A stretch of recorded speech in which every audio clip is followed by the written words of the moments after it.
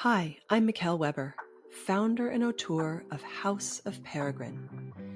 Expat, immigrant, pioneer, none of these were a fit, but Peregrine describes what we are all about perfectly.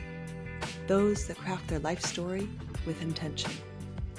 I've spent the last 6 years in awe of the life-changing connections and stories I have experienced while living abroad, and believe it is time for this adventure to be recognized, celebrated, and elevated to the life stage that it is.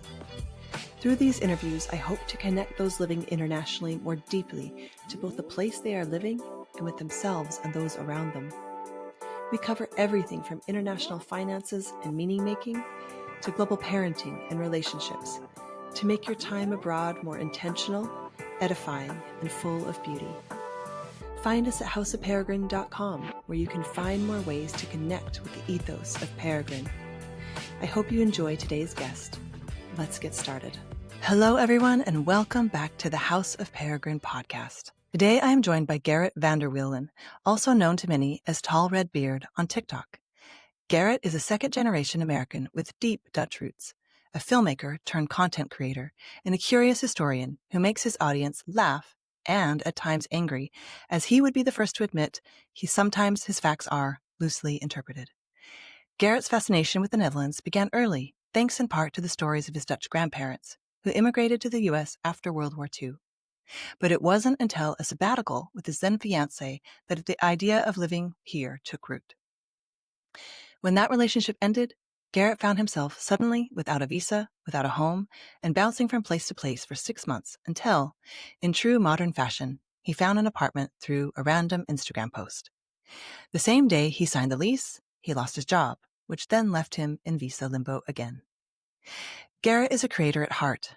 After graduating from film school in Los Angeles and landing his first job editing for Sesame Street, he brought his skills in storytelling, e-commerce, and experimentation into the thriving online presence. His TikTok persona is, in his words, him at 110%, a humorous, high-energy channel that now reaches over 15,000 followers. In this episode, we talk about identity in motion, the humor and heartbreak of building a life abroad, the stories we inherit, and the ones we rewrite. We also talk about how Garrett's views of family and home has transformed after more than 3 years living in the Netherlands. Thank you so much for joining me today, Garrett. I'm so excited to have you on. Thank you for having me. I appreciate it. Yeah. I want to get kind of right into it. You and I spoke earlier, and I was I want to talk about your TikTok channel because that's how I came about you. And it makes me laugh all the time. But I want to start actually at the beginning. Tell us about, because I'm really fascinated with this idea of reverse immigration right now. And so I really want to hear growing up as a second generation American and then how that kind of flowed, because it wasn't that intentional from what I understand. No, not in the slightest. Yeah. So growing up, my parents and grandparents, they like made it a point to like tell me I'm Dutch, and they would show me Dutch things like breakfast that make hagelslag, and they're like, we had wooden shoes during Christmas instead of stockings, and we were very proud to be Dutch, even though I was growing up in America. To the point where, the first time I came to the Netherlands was when I was 8.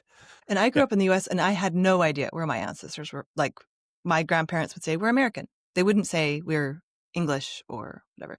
And so actually it brings a different kind of awareness of identity. Did you notice that was different from your other kids growing up? Yes, definitely. Because I do feel American, especially now living here. I tell people I am Dutch by blood, but culturally American, because it's just too different. And what I found that there is sort of a different a generational cultural thing. So it's like some of the things that I know to be Dutch are actually just really old because they're coming from 2 generations ago. Even like certain Dutch phrases that my grandparents would say, some people will look at me and be like, are you like 80? What are you talking about? Yeah, because you got all of that influence from your grandparents, which is 2 generations. Oh, that Right. makes so much sense. So you're like an old soul Dutch person and a young, Right, and your right. correct age in your own culture.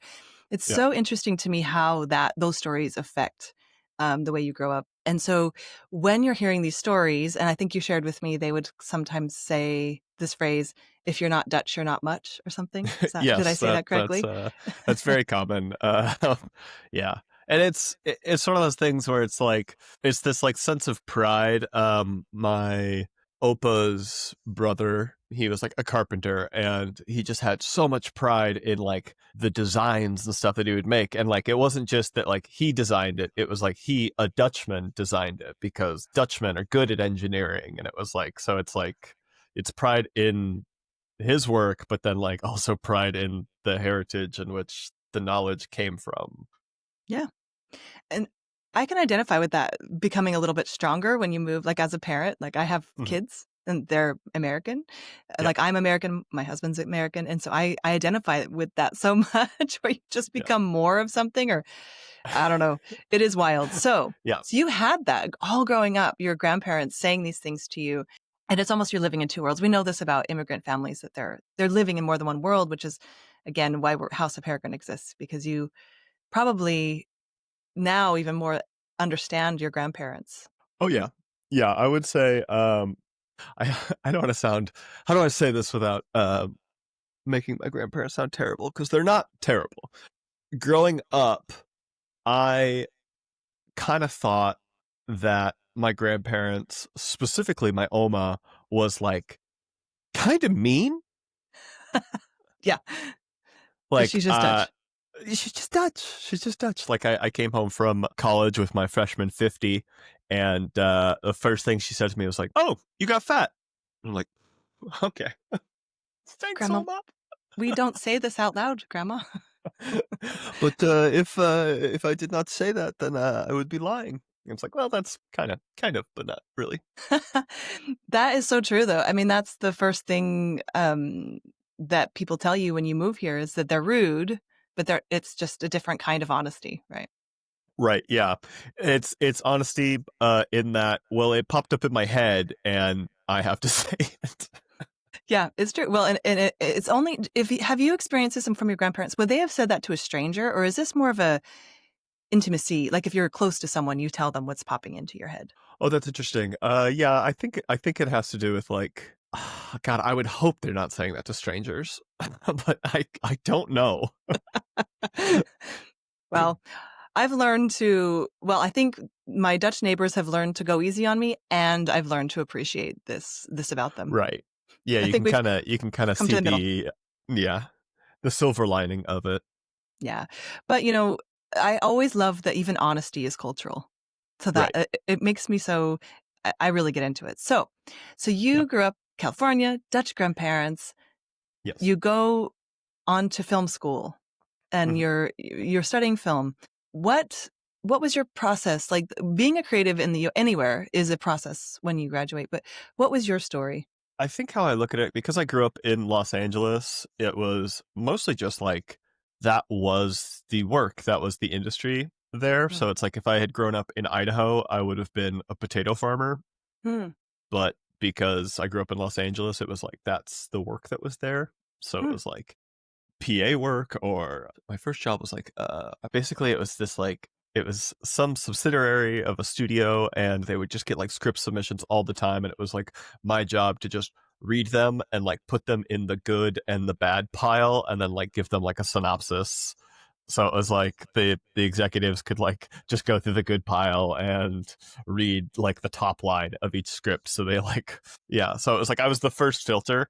It was an unpaid gig, but it was great. You got to read a lot of screenplays then. Yeah, I did, and that was very fun. I was so proud when like one of the scripts that I said yes to, I like saw created like 5 years later, and I was like, oh my gosh, I put that in the yes pile. It turned out to be a terrible movie, but that's fine. I understand. And that I spent my early career also in the film industry, but in Salt Lake City. So I worked a lot on everything coming from LA that was filming in Utah, which is a lot actually for the bigger movies. Yeah, But yeah, I identify with that. I was yeah, super interesting industry, but you do yeah. learn a lot. And so when you graduated, I grew up watching Sesame Street. Maybe our listeners don't know what Sesame Street is. We'll put a little link in the thing, but it's a Oh yeah. beloved children's show on public television in the US. Yeah. Yeah, it's yeah, I love Sesame Street. I mean, like even still, I got hit with a clip from it was like Andrew Garfield talking to Elmo about grief, and I was just like, oh my god, I'm crying. It's This is beautiful. so deep. Yeah. Yeah, so my right out of college, I started working for an animation company called Extra Credit Studios, and they had like a very successful YouTube channel, but it wasn't like enough to pay the bills, so our producer would like get us gigs on other things.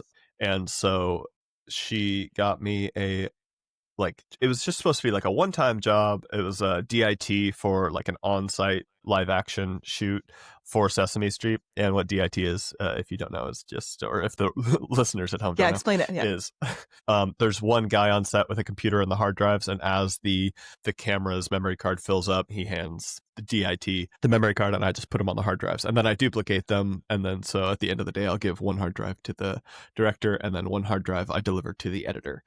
And so yeah, that was a very fun day. It was just we were shooting because Sesame Street is in studio with puppets, but then it's also like live action sketches of like kids playing and stuff. So that's what we were shooting that day. And then yeah, at the end of the day, I was like I said, I gave one hard drive to the director, and then I was assigned to go the hard drive to the editor. And then when I got to the editor's house, he like wasn't picking up. He like wasn't answering the door or answering his phone. And so I called the producer and I was like, hey, the editor isn't answering. And they're like, oh my god, what are we gonna do? And I was like, I'm an editor, I'm a I yeah, I edit videos. And they're like, okay, can you meet the director at his place and like get into the edit? And I was like, okay, yeah, sure. So yeah, it was great. That's amazing. Can I tell you a story about that? Yeah. I was working on a movie that maybe I shouldn't name, but it was a very big movie, and they kept losing footage, so I had to edit it at my house for a few weeks before they replaced the entire digital team. Oh my gosh.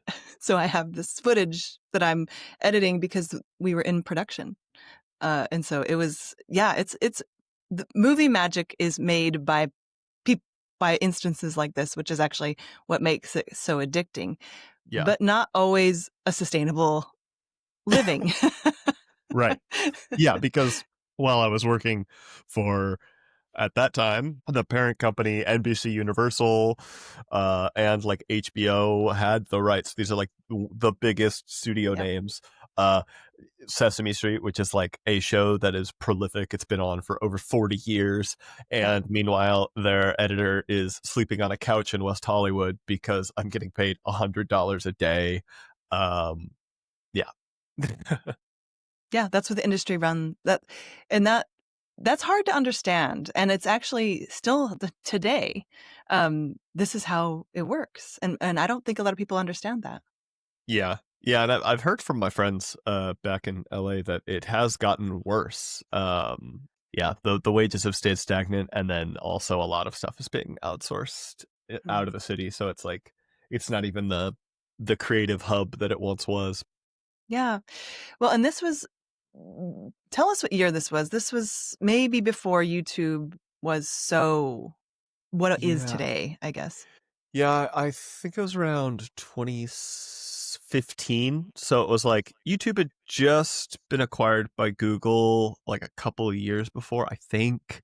And so it was just starting to bring in some like pretty good ad revenue. Like I said, the studio that I worked for, Extra Credit Studios, like they were able to keep the doors open because of YouTube ad revenue. So it was like, and this was like a big deal. So it was like, it was kind of at the start of it before like, it was like pre Mr. Beast YouTube era. Yeah, that's what I mean. I think we've seen a turn in maybe the professionalism or people doing it for a living. And so those were kind of the Wild West days. Now it's almost a given if you're a filmmaker that you have some sort of platform on your own. That's almost your show reel now. Yes, exactly.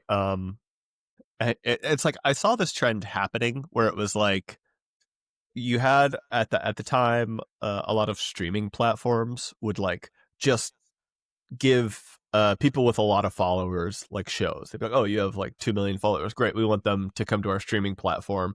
And they just like throw a bunch of money at creators. And it was like this trend that was awesome for creators, but those skills don't translate. It's like someone who's vlogging and has 14 million followers on YouTube. First of all, people don't like to leave their platforms.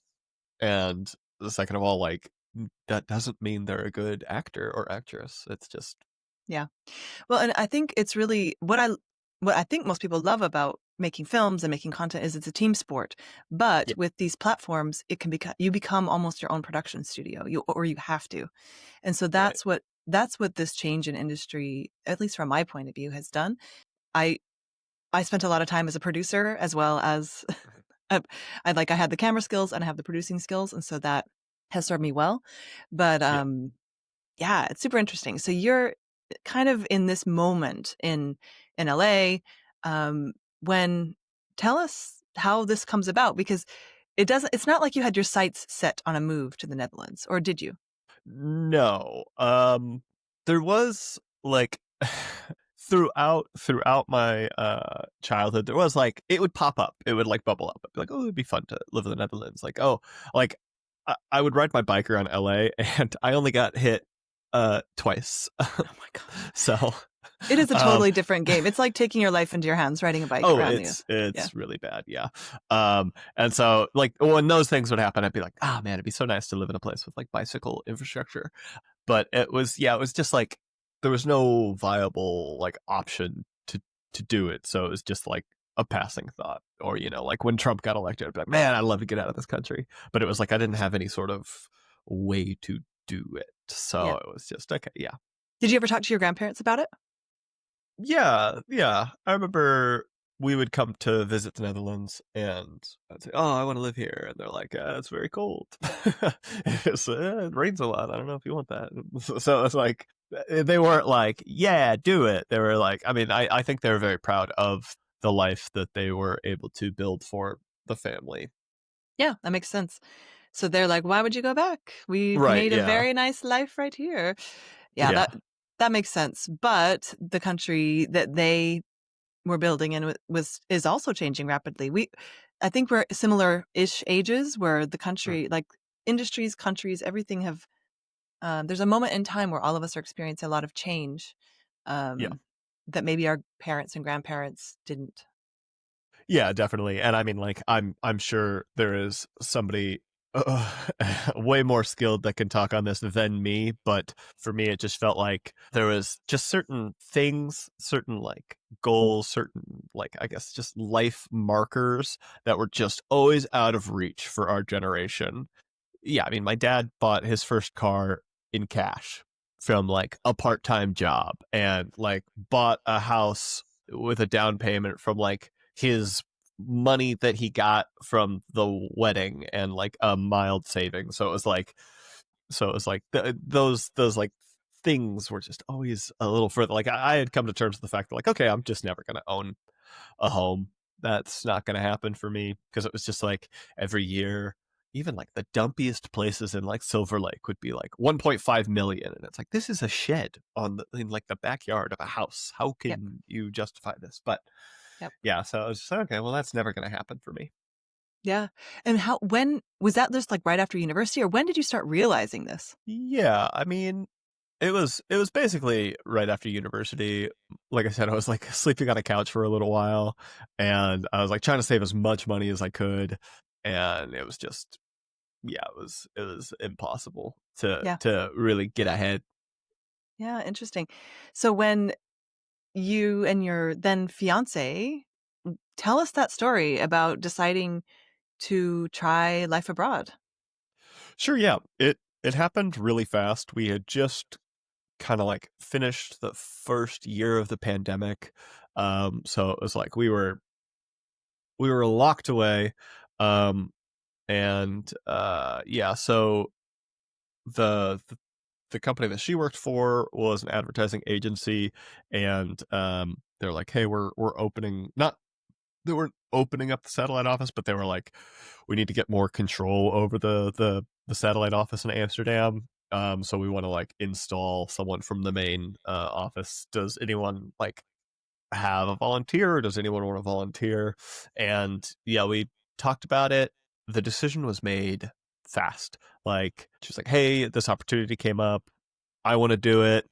And like I said, I was just coming off the pandemic. I had, as far as like my career goes, I had just been let go from an advertising agency, which was like advertising for me was just a means to an end. I never really even liked it. It was just a way to keep the lights on. And I had been at like during the pandemic trying to pitch some animations, and I was just getting can I say ass on this podcast? Yeah. It's a technical term, actually. Sure, yeah. And I was just getting my ass kicked like pretty consistently in these pitch meetings. It was brutal. And so I didn't like I guess lack of a better term, just didn't have a lot like going for me. So it was like this great opportunity to be like, you know what, yeah, fuck it. Let's drop everything and leave. Like that sounds great for me. And like I said, it was fast. So we decided like, yeah, we would like to do that within like a week of the offer. And they're like, okay, cool. We're going to send you out next month or at the end of the month. And it was like, oh, okay, great. Okay. So they were like, we'll provide the movers. We'll set you up for the first month in a hotel and give you like a real estate agent, and we'll figure it out. So it was like, oh, okay, this is all happening very fast. So It you was guys kind of this. you didn't really have Sorry. time to consider what this might mean. No, we had no idea. Yeah, in like our head in the conversation, we're like, okay, yeah, we'll live in the Netherlands for a year. That sounds like the plan. And yeah, I mean, we lived in the Netherlands for a year. There was Yeah. and then another one, And then then another another one. It's happened to the best of us. I came for a year and Yeah. it's now been 9. So Right. Yes. but I think in a move like this, and we actually did it similarly, when you don't have much time to consider your whys, once you land here, it's not the end of your journey. You're not just living here suddenly. You don't just pick up your life there and move it here. That's not. You're changing. Your partner at the time, she had connections that she had at her Mhm. office, and she was doing her life. And you had, like you said, this was a fresh start for you in a way. Yeah, 100%. I knew nobody here. It was it was very lonely. Yeah, it was difficult because yeah, like I said, I didn't have a lot of time to consider, and also all of our stuff that was being moved by a storage container had gotten caught in the Panama Canal around that time. So it was just like we didn't have any stuff for like 6 months, Oh, and so it was just like we were living in an empty Dutch apartment with like IKEA furniture that we found, and we made it work. that has zero effects on relationships, by the way. If you do this, this has zero effect on anything that's going on in your relationship. Suddenly becomes massive. Yeah. And so what I've come to realize about my relationship is I think during the pandemic it was just her and I, and for a lot of couples, from what I understand, that was like kind of a make or break moment for them. It was like, oh, we're spending a lot of time together. And for us, it was really good. Like we got along really well, but now that things started opening up, we were in a new place. What I've come to understand about that situation is like there were no outside influences. So it was like the which also are hard on not hard, but just like affect a relationship. So it was like Yeah. the world opened up, and then we went to a completely different world, and then where I knew nobody, and she was the source of my entire social circle through her job, which was difficult. And I think a lot of people can actually relate to this. I think this is like a story I hear a lot, which is if you've come on your partner's visa for their work, um, it's actually it's an actual skill that can be taught of actually making a new life where you have no contacts. Like Right. the people that do this well and over again, they know there's a process. But if you don't know that you're stepping into the rate of couples that don't make it through this experience is so incredibly high. Yeah. Because there's dependencies. I mean, tell us, I mean, if you don't mind, I know this is not part of your thing, but like, I would love for you to describe to us what changed in you, because I did the same. And I love to hear people talk about this because it's psychological what happens when you're actually dependent on someone for the first time, for your visa, Right. for everything. Yes. Yeah. That was new. I always consider myself very social. It's fairly easy for me to make friends, not to brag. Um, I I listen. I get along well with people. So it was like I was leaving a large network of friends and family to go be alone in a hotel room. Yeah. So that was But it does difficult. things to It you was that you can't anticipate. Like it does things to right. your in psychologically, I feel like it does Oh yeah, things to you. 100%. Yeah, I was like, I was looking through my CBT journal just like yesterday, and I was like, well, what's going on? There was this passage from it right when I moved where it was just like, I'm a passenger in my life. Basically, it was just the feeling of like, I have no control of what's going on. And it Yep. was like, while it was a decision that I was a part of, I felt like a supporting character in my own story, which was weird. It was like I was watching my life instead of living it. Yeah. And I think that's there's a couple of layers to it, but like, especially when you've immigrated as a couple, they, Yeah. there's this term that now people don't even use, but it used to be commonplace to say trailing spouse. Like it's now Mm. like people do not use it, but in the eyes of a government and the eyes of who you are in the world, you are tied to that person. That's the only way you have access to your healthcare, to your like all of this. Yep. It's a really, really, it's a crucible moment in a relationship when this sort of dependence happens, in my opinion. Yes. Yeah. It was. Yeah. Yeah. It And was then, definitely a shift in dynamic for sure. Because yeah, I was here on a partner visa, so all of my stuff was all tied to her. yeah. Yeah. And that's tough. I remember like the first few years we lived here, not one document said my name on it. My bank card said his name on it. Everything was, I didn't exist. And Right. that's a weird, again, like, you exist, you love your partner, but like, it's a weird individual journey. And so Yes. thanks for going into it. I know that's not your thing, but I think it's good for people to hear other people talk about this, especially men, because for men, I think it's even more different. Yeah. And I've seen a lot of my friends come here as they had a career in the States. They come with their partner, who's usually a woman's job. They become a stay-at-home parent. That's Mm. another layer. And it just changes. It changes a lot. So, but what it Yeah. also changes is it's really hard to it's another layer of ending a relationship if your Yeah. visa is tied to it. And so just briefly, let's talk about that. Sure. Your Yeah. side of it. My side of it. Yeah. All right. You heard it here first. No, Yeah. but it's a story a lot of people have. This is a big deal. Yeah, definitely. Yeah, I didn't have a lot of friends, but I will say this was for me. I don't this probably isn't for everybody listening, but I took an improv class, As one and does. as one does, it was like English improv at Boom Chicago on Rosengrot there, Love and I it. was like, I just was riding my bike by and I like saw a sign and I was like, you know what? Yeah, I knew a lot of improvisers in LA. I never had any interest in it, but I was like, I don't know, it'd be nice to like just be in a room full of English speakers.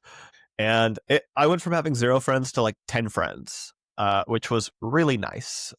It's like I still, years later, I'm still hanging out with that group of people. We still do shows around Amsterdam. It's called the Welcome Distraction. But so that was like, I went from having 0 friends to some friends, which was like nice. And so I kind of like got out of my shell a bit, which was, yeah, so needed and refreshing.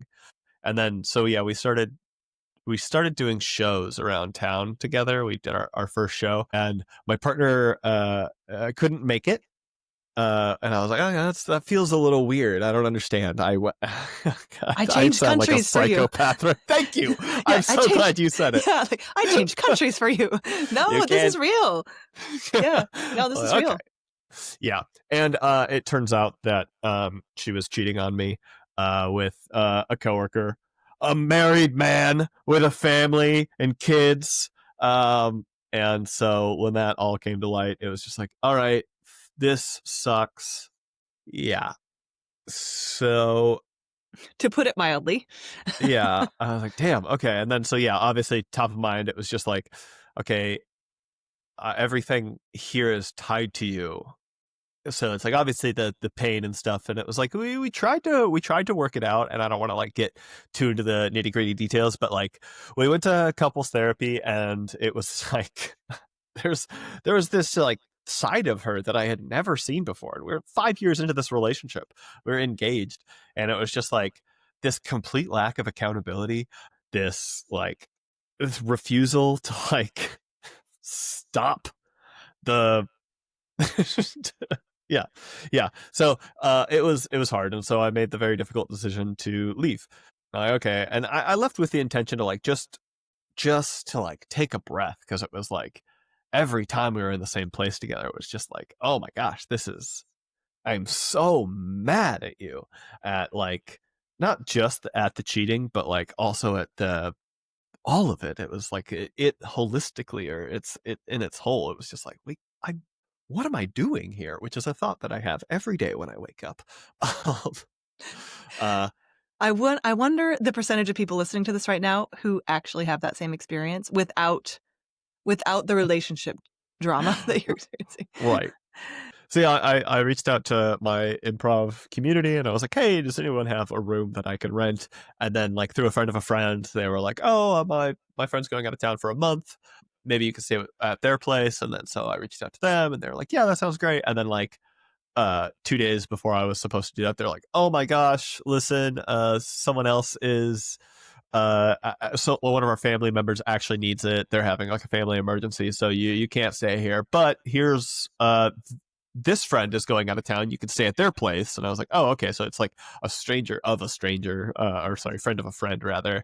And then I was like, oh, okay, yeah, sure. So I reached out to them. I stayed at their place for like 3 months, and then that ended up. And then I was like, hey, I like the person that I was staying at. I was like, I needed a place after this month, and they're like, oh, I know somebody. And then so it was just like this very lucky game after that point of just like every month the person whose place I was staying at, I would just like, as the month was coming to an end, I'd be like, I need a place to stay next month, and they'd be like, oh, I may know somebody, and they would give me some information. And it was just like I would take an Uber XL with my 2 suitcases and go to the next place, and I did that for 6 months. What did that teach you, both good and bad? Yeah, it taught me to travel light.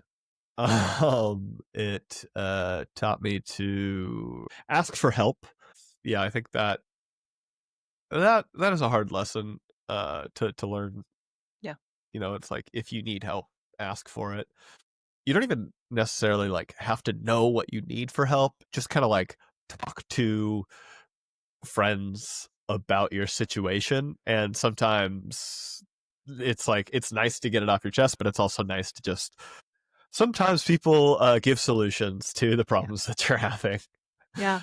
But going from knowing no one to suddenly having a couch to sleep on every month, that is that's not something that would have happened. That's not a skill you would have had to employ, the feelings, all of that experience. If you were in the US and you guys broke up, it would have been done, dusted. Oh yeah. My dad would have showed up with his truck. I would have loaded my stuff up, and I would have gone to live at my parents' or at a friend's house, and then that would have been it.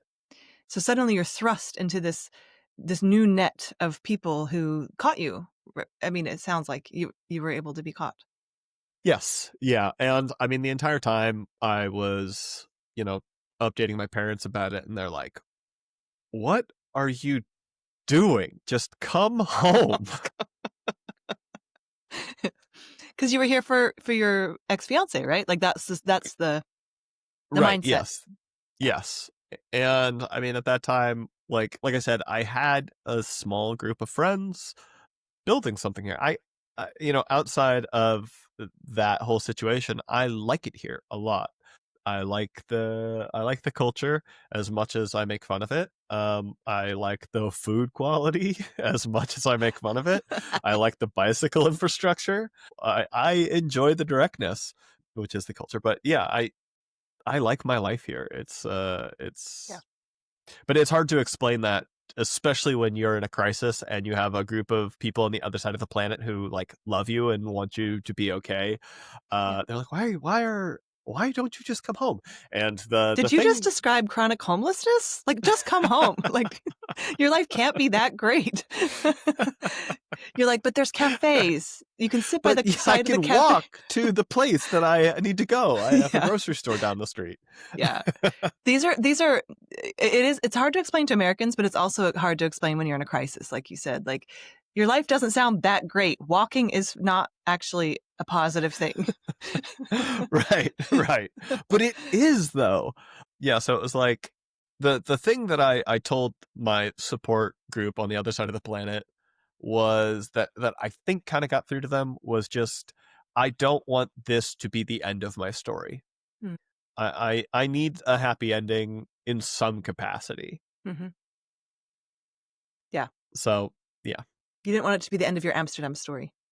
Yes. Yeah. Yeah. I didn't want my Amsterdam story to be, I packed up everything I owned, moved across the planet to support my partner who then cheated on me, and I left with my tail tucked between my legs because this is my country.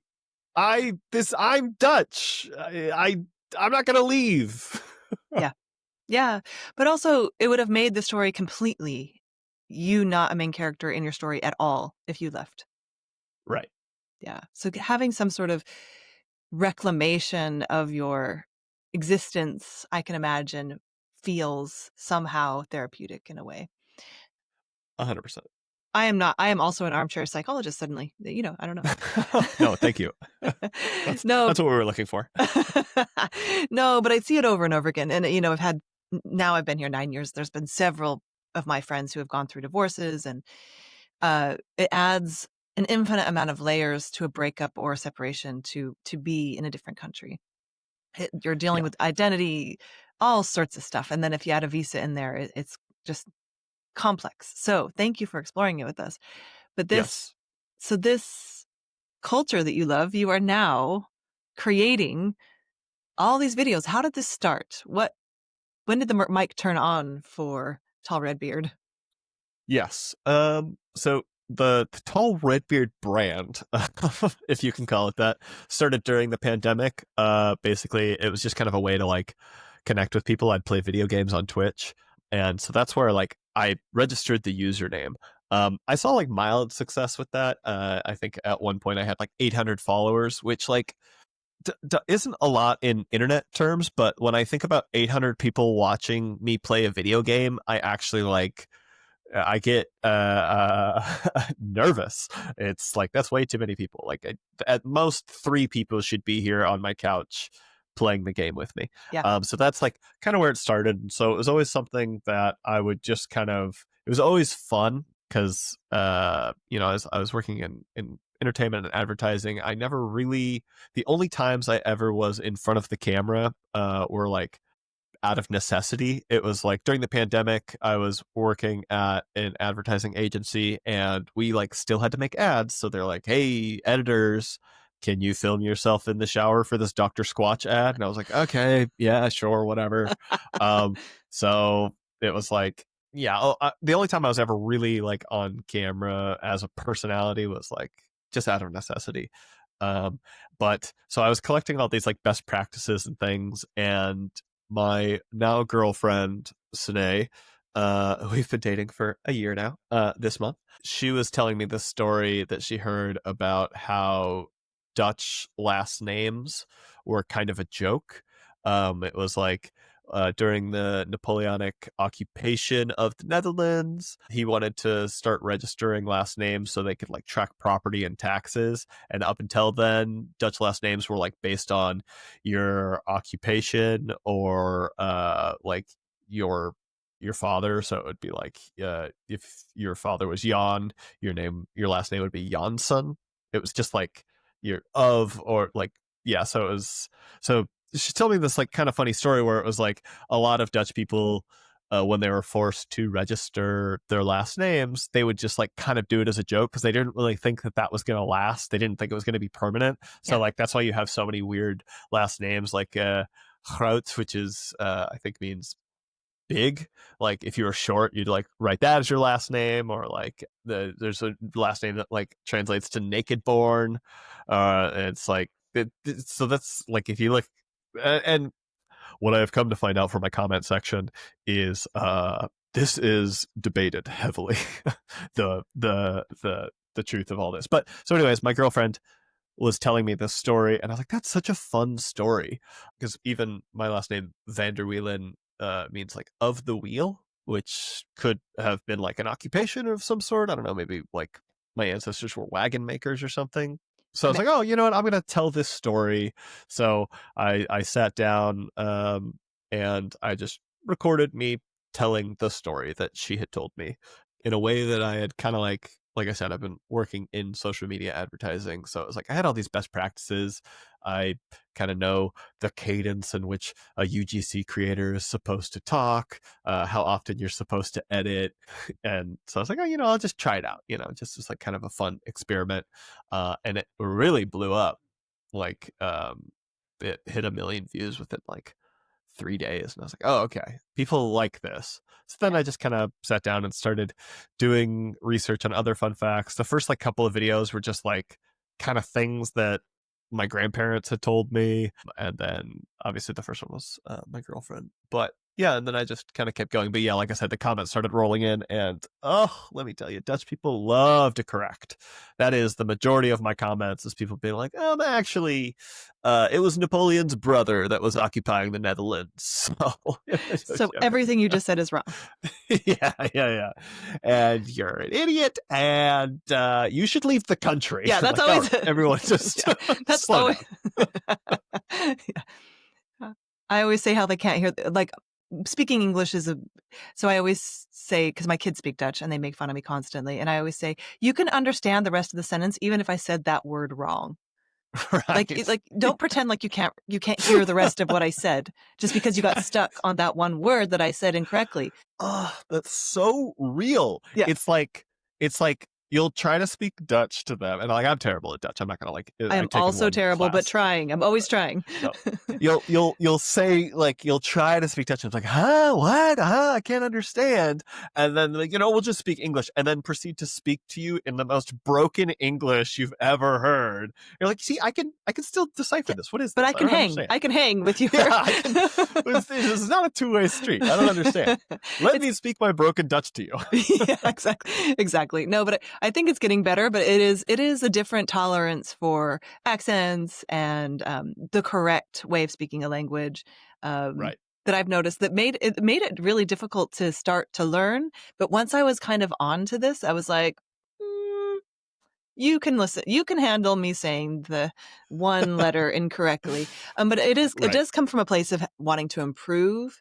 And so I always wonder if they want me to correct their English somehow, but I don't. Oh, interesting. Yeah, I don't either. And I think a lot of that has to do with, like, my take on that is just like, we come from America, which is just massive. So it's like every single state has its own way of pronouncing things. And I'm not going to, like, when a Texan says a word a certain way, I'm not going to be like, actually it's pronounced this way, because like I probably sound weird to them, and it's like there's no point. But like the Netherlands is literally the size of like Los Angeles County, so it's like everyone needs to speak the same way. Yeah, but I always say that I'm like, you could be American, like you're speaking English to me in a Dutch accent. You could be American. Like I have no idea to tell how someone's an American. Like there's no American English. There's the LA version, like the movie version, which is like an internationalized accent, I guess. But so it's very confusing to learn a language and have it. So it's very pronounced. So now I don't let it hold me back as much. But your comment section is on full display of the accuracy that is required to get in. Yes. Yeah. 100%. And it's one of those things where I don't mind it. Like, basically, like my formative years were spent reading comment sections about shows and stuff that I was working on. So it was like, Yeah. I have learned to not take anything personal. It's like, yeah, they can be kind of funny too. It's always funny when like they find your insecurity and you're like, oh gosh, you nailed it. But like most of the time, it's just like, you're grasping at straws here. And I think it's a little bit of delusion too, where it's like they're jealous. I mean, that's one way to deal with it. Right. Yeah. But yeah, so I found this was like very early on in when I started doing like e-commerce advertising, was like and this was found by accident, where I'd like accidentally misspell a subtitle, and then like that version of the video we'd be A/B testing would get like way more interaction. Engagement. Engagement, thank you. We get like way more engagement, and then you go to the comment section and it's all people just correcting that subtitle. And it's like, oh, the algorithm has no idea the purpose or like the intent of the comment. They just see that this one is getting more comments. So it was like, from that point, our advertising agency would be like, mess up a little bit. And it was like, so there was this kind of weird, like, oh, if you can see the seams holding the ad together, that actually is a little better. It makes it seem a bit more bespoke and homemade. And so I'm not going to say that every mistake I make on my TikTok and YouTube and Instagram channel is on purpose, but there are definitely some that I'm like, I'm casting a net sometimes. Like, oh god, I did a video about how the Dutch love mayonnaise, and I love mayonnaise, and I was like, oh yeah, the Dutch, they put mayonnaise on everything. They put it on fries, they put it on herring, and they put it on a bunch of other stuff. And like my entire comment section was like, we would never put mayonnaise on herring, you psychopath. I'm gonna call you should be deported for this. Why is that the first thing you go to? Always deported. Yes, that is real. Like that, it surprises me, and people will say this, and it's true. Like, you're an American, you would never be deported. You have you have a strong passport, da, da, da, da. And I'm like, it's very real. But you realize for the first time in your life you can be deported from somewhere. Right. And so in your YouTube comment section, it's probably not visceral, but it is an interesting first lob at someone. Yes. Yeah. Especially about herring, which every country has its cult, but herring is, you hit a nerve. Oh yeah. And I love herring. I've actually I was unemployed for a little bit, and I made it a point to go to every herring stand in Amsterdam, and I know where the good ones are. But yeah, it was kind of an obsession for a while. I like how all of your most interesting stories start with, I was unemployed for a while. I've been unemployed for a while. It's funny too, because like I work freelance, but it's like I don't count that as a job, so I'm like, I'm still unemployed. Yeah. I've only ever had freelance jobs, so I get it. But it is, that takes you on some adventures sometimes. So are you going to share with us the best herring stand in Amsterdam? You know what? I will. This is not sponsored, but let me find it on my maps here. Okay, it's Haring Zo. It's like right by the it's like just west of Dam Square. Like right in front of that giant Albert Heijn. Mm-hmm. It is the best one. Okay. You heard it here. Yeah. And the guy who works there, he's nice about my Dutch, which I like. That goes a long way. Actually. It does. My first few years here, I planned my entire day around who wouldn't change to English. But yeah, I get it. So that makes it also expat friendly. So in your YouTube channel, it sounds like it almost started like an accident. Like, not as an accident, but like this intersection of your heritage, your fascination with the culture, and then your advertising background and filmmaking background. All you needed to do was make yourself in front of the camera and not playing video games. Yeah. Well, yeah, what's nice about the video games is like I am a little square in the corner, and the video game is like the main thing. I'm just kind of commenting on it. But it was all just kind of this like big happy accident. I mean, like with so much content that I've made over the past years, it's just like throwing stuff at the wall. There's been so many series and so many things that like I've, it's like had an interest in, I'll make a thing, and then like it gets no reaction. I'm like, okay, that's fine. I made it. I'm proud of it. Yeah. And yeah, so this was kind of one of the first things that really kind of popped off. And it's like, okay, cool. I'm gonna milk this until people aren't interested in it, because it's something that I enjoy. I like learning about Dutch culture. It's something I'm doing anyways. Yeah. And so it's just like kind of learn with me. And yeah, in fact, I am planning on releasing a book, hopefully by the end of the year, of 365 Dutch facts. Nice. You should do one that's like anti-inburgering. Like, these are the facts you don't Yeah. want to learn, or learn them wrong for inburgering. Because it's a little bit what you're doing. Like, it helps people connect with the culture a little bit. And so tell Yeah. us your favorite video, like what it, and we can maybe show it, but it's like, what is the thing that, just tell us your favorite video you've made, maybe. Gosh, I love them all equally if they're listening, but let's see. I make them in batches, so it's like I'll make like 10 of them in one day, so they all kind of blend together. Oh yeah. So I do want to talk about a couple of them. I talked about a Dutch Pokémon card being sold for 35,000 euros. My son loved that one. Yeah. Tell us yeah. about it. Tell us about it. Yeah. Well, I love that one a lot because it is absurd. Like I mean, I love Pokemon cards. I like playing the game. But like Dutch Pokemon cards only existed for like a short period of time. Basically, the Pokemon company like released them and then realized like, oh, there's no market for this, so like they stopped making them. So there's like a very limited set. So it's like most of the world does not care about Dutch Pokemon cards, but like there is a small group of Dutch people who love Pokemon and love Pokemon cards who are like looking for pristine, perfect edition cards. So it was like just, a piece of cardboard sold for 35,000 euros. I'm like, Jesus, that's a house or a down payment at least. So yeah, I like that story. And also it's like, it kind of mixed everything. Like it mixed everything that I enjoy a bit. So it's like Dutch culture, and it's also a little bit of video gaming or gaming, and yeah, it was kind of a thing in the right direction. So it's like or a in the news right story that direction. happened mixed with a cultural phenomenon, which is like they only made so many because it's such a small country. And is it the Yeah. Dutch people don't want to buy their own Pokemon cards? They would rather buy them from another country? Yeah, I'm not exactly sure the purpose of it. I think it's just like, yeah, I don't know. They like stopped producing them in like 1999, so it's like it could have. I'm not exactly sure what was going on culturally in the Netherlands at that time, Yeah. but it's yeah. Okay.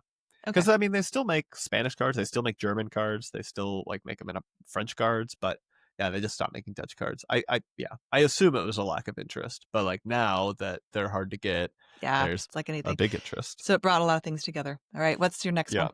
one? Yeah. So one that one that I was like kind of horrified by was I was talking about how the Dutch East India Company massacred an island for nutmeg.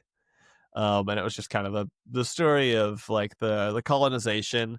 And that was really eye opening because as an American, it's like I know there's a lot of debate about like what the horrors in our past, but like it's important to recognize it. It's important to at the very least like acknowledge it and its historical and like relevance today. I was kind of pleased and horrified by the comment section of that because it's like you do have a like a small percentage of commenters, and I know they don't represent the majority of Dutch people. I will say like I want to recognize that like commenters are not a good or accurate representation of the majority of people because like to leave a comment on a video you're already in like a very fringe group of people. Yep. So like that's important to remember when you're making content. But yeah, it was like the amount of people that were proud of the colonization like past of the Netherlands. I was like, oh, that's really weird. Like there's the Dutch word for colonized, which I can't pronounce it, but they would like write that word with like a strong arm emoji I'm like, oh, that's actually kind of That's bold. scary. Yeah. Um, like that they're like proud of it. I'm like, oh, okay. I don't love that. Yeah, I but don't it's know why that's my favorite video, but it was like definitely a shift in like, oh, some of you guys are weird. yeah. Well, but it's also without the awareness, right? So I think the thing that I learned when I started learning about Dutch, like being here, learning about more close up, it put context to some of the things that were happening in the U.S. and also just the it helped me understand my own culture to learn about this in Dutch culture as well. Yeah. Not to be proud of it, but if you were to just again, like when I was growing up in school in the US, we didn't talk about the bad parts. You only talked about the good parts, which I think in some ways happened here, where it was like, Yeah, yeah, definitely. we America first. Like we're so proud of our country. The founding fathers. If you only hear the good stories, then it's like, yeah, of course you're proud. Right. Right. Yeah. And it's like going back to what we were talking about before, my family would be like, hey, if you're not Dutch, you're not much. And I'm sure it's like there is a bit of learned exceptionalism Yeah, happening yeah, in most Western cultures that like is a bit hard to unlearn, because it's like nobody's sitting here saying that like we should suffer or be punished for the sins of our grandparents, but yeah, it's like also at the same time it's like, well, I mean, we should at least acknowledge it so we don't repeat yeah. Let's at least horrific not do it. atrocities. Yeah, yeah. It's actually so true. So you gave good tips for how to survive having a YouTube audience. Is there any other advice you would give people who are wanting to be creators on YouTube? uh, yeah, I think if you're thinking about doing it, just do it. Don't worry about the logistics of it. That's, I think, just like a major hurdle for a lot of creators is like, oh, I have an idea and I know how it's going to be perfect. And it's like, well, it might not be, and just do it. Yeah. Um, I've never been precious about my ideas. I think like I don't. That's hard one training though. That's film school. That's Yeah. being in the industry a while. That's a really good tip. Not being precious about your ideas. That's the difference Yeah. between being, I don't know, like it's a really important skill. And Yeah. I went to art school as well and didn't learn that until I left art school.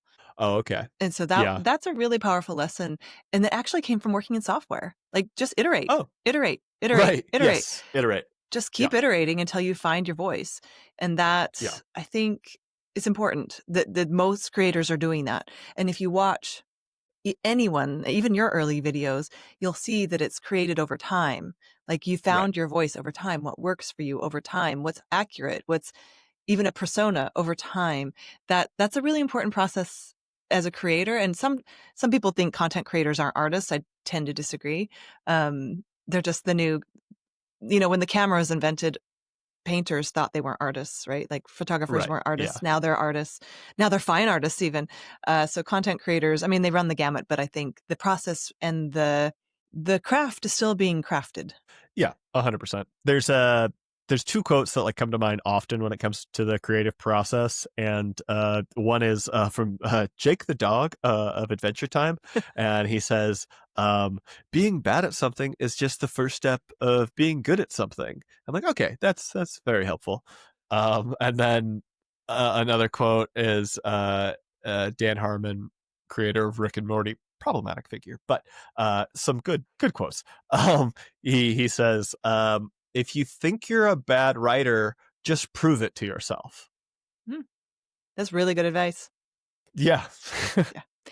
And we've had this moment, and both you and I have been in the film industry. We have to hold two things. You said he's a problematic figure. I think this is true of countries as well as a person. Yes. Is being able to hold two things as true. Someone's work is really great, but they're a problematic figure. A country, you love your country, also done horrible things. Right. You love your country that you live in now. They also threaten to deport you all the time. Those things can all be true. Right. Yeah. Yeah. And it's like, yeah.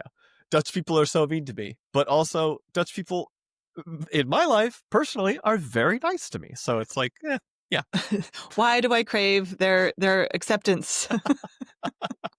They're so mean, but why do I crave their acceptance so deeply? That's funny. Yeah. It's like they're like Dutch people are like doing like that toxic dating technique, where it's like, oh, they're mean to me. I want them to love me. It's a strategy. If it's a strategy, it's working. No, but it is complex. It is complex to be in a culture that seems rude according to your culture. And you grew up with that paradigm from when you were little, but it was something I had to learn living here. Yeah, definitely. Very fun. Well, I hope people go to your YouTube channel. What would you say? I feel like when I watch it, I feel like it's part like self-confessional and part you're just wanting to share what you're learning. It just feels like we're going through it with you. Is that what you would say the intention is? Yeah, definitely. Like I said, it's always been for fun. I'm just kind of throwing stuff at the wall with it. And yeah, the current like Dutch history, Dutch culture is just like, if I learn a fun fact, my audience is going to learn a fun fact. And then I will learn that I'm wrong. I may make a correction video one day, once I get like enough. But it's just things that I find interesting about Dutch culture, said in my voice. Yeah. Well, and I've learned that every single history is what is right. So there's the line that everyone learned in school, or I call it the dogma. And then there's the actual historical facts, which still probably aren't exactly how it happened. Right. And so you're walking that line, and then there's the interpretation as someone who didn't grow up here with that dogma, or you did a little bit with your grandparents. Yeah. So it makes it very rich what you're doing, which I think is maybe unintentional, but I appreciate it. Oh, well, thank you. I appreciate you saying that. Yeah, it's a fun time. And like I take suggestions. I read all the comments. I don't let them affect me. But people will be like, "You should make a video about this." And I'm like, "What is that?" And I'll research it. I'm like, "Oh my gosh, that's so weird." Yeah, cool. So you're having a conversation with your audience a little bit as well. Yeah, 100%. Yeah, cool. And then you're also doing, you mentioned welcome distractions. So you're also doing improv. Is that right? Yes. So we were doing once a month. Now we're doing once every other month, and it's just like an improv show around town. That's also, you can find that through my social media as well. I put like a link in my bio, all that stuff. And that's just been like a really fun outlet. I've been doing improv now for, good God, 3 years. Wow. So ever since that fateful day at Boom Chicago. Right. Yes. It was fun. It was just, like I said, it was just a way to try and make friends. And now it's great too, because people come to the show. I think it's like a great environment to meet people, because like people from my TikTok will come to the show and be like, "Hey, I follow you on TikTok." The show is so fun. I think it's like a good environment, because it's like, they'll see me perform and be silly. And then it's like, well, I'll go grab a beer afterwards, and it's like, that's actually very nice. Yeah, it's a really fun and very visceral way of interacting with your audience. Very cool. So people can find you on TikTok at TallRedBeard. Is that the best way, or is there other ways that you'd like them to contact you? Yeah, I think just TallRedBeard on any and every platform. I got it across the board. Yeah, good. And then is there any last things you want to tell us that we didn't cover? I talked about the book that I want to release, right? Yeah, you did. I've got all the facts written. I just need to format it in a way. So yeah, you said this might come out in the fall? Yep. Okay, so yeah. Okay, I'm gonna try to get it out by then. All right, let's do it. Okay. Yeah, so a book of Dutch facts coming out soon. And I mean, oh geez, I didn't even talk about the comic books that I write. Sadie Sword is a comic book that I wrote with some friends. That's also available on Amazon. Nice. Yeah, I mean, just give a follow. If watch the videos if you like them. Make angry comments if you don't. It helps the algorithm. It helps. Yeah. Good.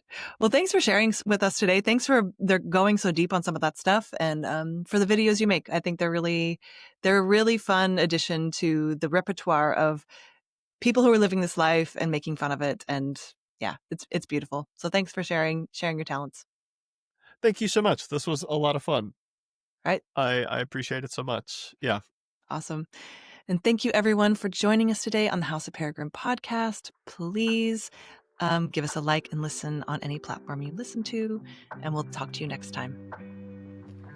Okay, that's it for today. I hope you've enjoyed our show. For the latest insights on living internationally, join us at houseofperegrine.com to find out how you can connect with our community.